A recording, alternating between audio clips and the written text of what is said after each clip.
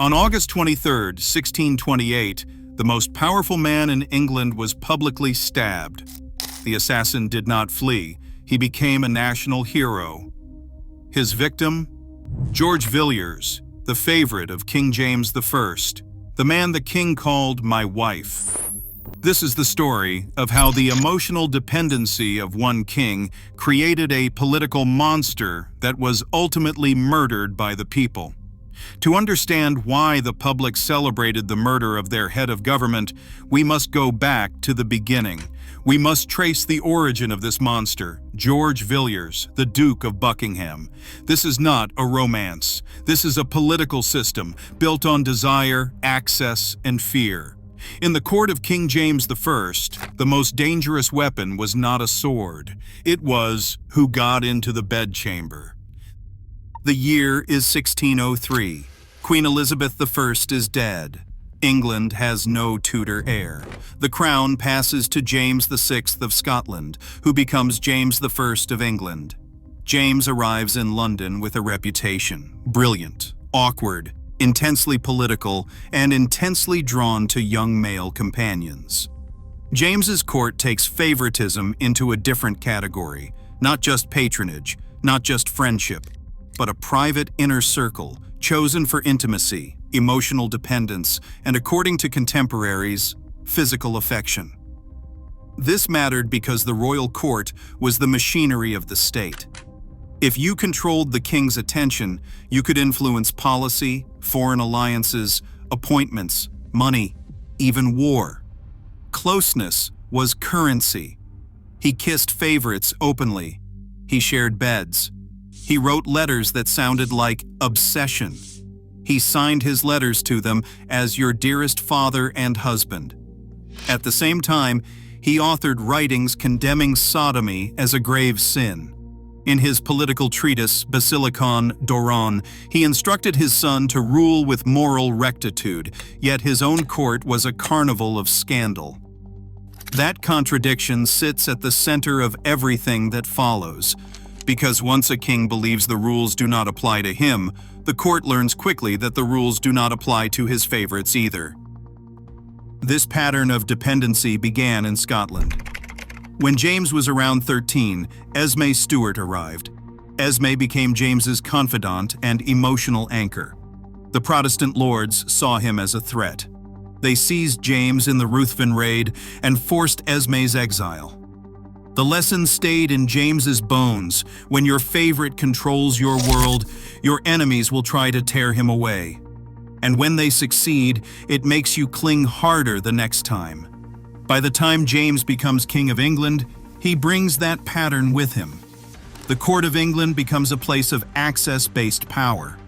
The key place is the bedchamber. The first favorite to embody this pattern in England is Robert Carr. Carr appears in 1607. During a tournament, he breaks his leg, and the king notices. The attention escalates into an obsession, and Carr becomes the king's primary favorite. But Carr's power is not his own. Behind him stands Sir Thomas Overbury, the man who manages the machinery Carr does not understand. Overbury is the brains. Carr is the beautiful face. The court knew that to control the favorite, you had to control the shadow. Carr's downfall begins when he falls for Frances Howard. Overbury opposes the match, fearing the political ambition of the powerful Howard faction. He warns Carr that marrying into them will ruin him. The Howards act. They offer Overbury an unwanted diplomatic post. When he refuses, it is treated as an act of defiance against the king. Overbury is imprisoned in the Tower of London. He sends increasingly desperate and threatening messages to Carr, implying he knows secrets that could destroy the favorite. Then, in September 1613, Overbury died in the Tower. Officially natural causes. Unofficially, poison. The scandal was immense. The trial that followed in 1615 revealed a web of corruption, witchcraft, and murder orchestrated by Frances Howard and her family. The trial was a public spectacle that exposed the moral rot at the heart of the court. The stain of murder sticks to Carr.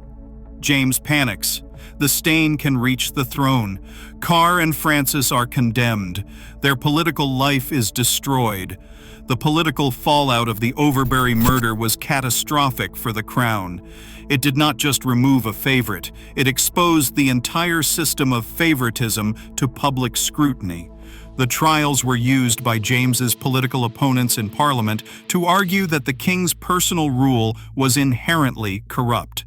The murder was proof that access to the king, not merit, was the only path to power, and that this path was paved with treason and death.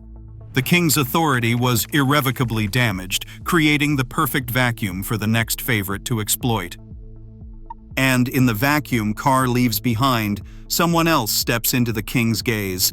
Someone younger, someone more beautiful. His name is George Villiers, and he does not rise by accident. His mother, Mary Villiers, sees what James is and what he wants. She was a woman of ruthless ambition who understood that her only path to power was through her son. She sends George to refine himself, learning courtly behavior, languages, dancing, fencing, polish. He returns as an engineered court weapon, beautiful, charming, and socially lethal. His rise is explosive. Within a few years, he becomes Duke of Buckingham. He becomes one of the richest and most powerful men in the kingdom. His family, the Villiers dynasty, was elevated alongside him, securing titles, offices, and wealth in a blatant display of nepotism that infuriated the old nobility. Villiers perfected the system of corruption that Carr had merely stumbled into. He openly sold titles and offices to the highest bidder, a practice known as selling the king's favor. He was appointed Lord High Admiral despite having no naval experience, a move that alienated the entire military establishment. The price of a baronetcy rose dramatically under his influence, turning the king's affection into a literal cash register for the Villiers family. This financial corruption was not a side effect of his power. It was the engine of his power, and it was the primary reason Parliament and the public came to despise him. James calls Buckingham my sweetheart, my sweet child. Buckingham becomes the gatekeeper, and the kingdom learns that policy can flow from pillow talk. His power is the king's attachment, turned into a government. But the dependency creates vulnerability. James wants peace, but Buckingham and Prince Charles return furious from the Spanish match. The direction of policy swings. A pro-war faction grows. James, aging and ill, begins to suspect Buckingham is drifting away. Their conflict peaks in public. Arguments, tears, humiliation. But the cycle of rage, fear, and reconciliation reveals the truth. This is dependence. In early 1625, King James's health collapses. Buckingham intervenes. He gathers unconventional healers. He administers treatments. The king's official physicians were sidelined and forbidden from administering their own remedies. Buckingham applied a mysterious plaster to the king's chest and gave him a strange drink. The physicians protested vehemently, claiming the treatment was dangerous and irregular, and later testified that the treatment hastened the king's death. James deteriorates rapidly. At some point, the king reportedly accuses Buckingham of trying to kill him with a potion. 2 weeks later, on March 27, 1625, King James I is dead. Buckingham is at his side. The suspicion never dies, because the story fits the structure. The favorite who controlled access, controlled the final days, and walked away alive. James's son becomes King Charles I. Buckingham remains powerful, but he is widely hated. The public sees him as the embodiment of corruption, a man who rose not through merit but through intimacy with a king. The relationship between Charles I and Buckingham was the final fatal error. Charles, shy and reserved, relied on Buckingham even more than his father had. The two men were inseparable, and Buckingham's continued dominance under the new king only confirmed the public's worst fears. The system of corruption had survived the king's death.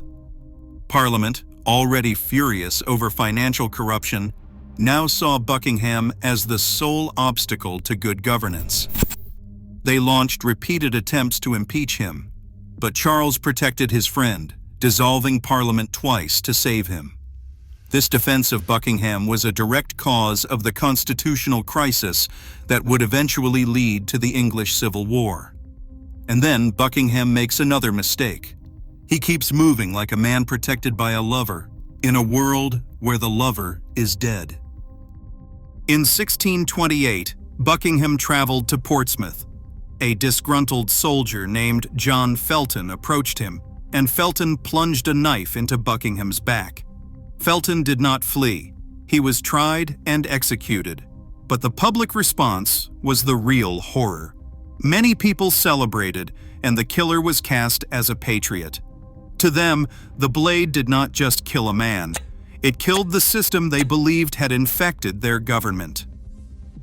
The James I era leaves behind a pattern that echoes through the centuries.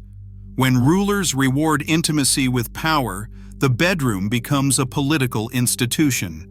So what was King James I? A man trapped in contradiction? A king who used favorites as emotional anchors? Or a ruler whose personal appetite helped create a corruption machine that warped government itself? And what about the most dangerous question of all? Were these relationships physically intimate or emotionally intimate in a way that looks sexual only because it held so much power? Write this in the comments. Do you think James and Buckingham were lovers? Yes or no?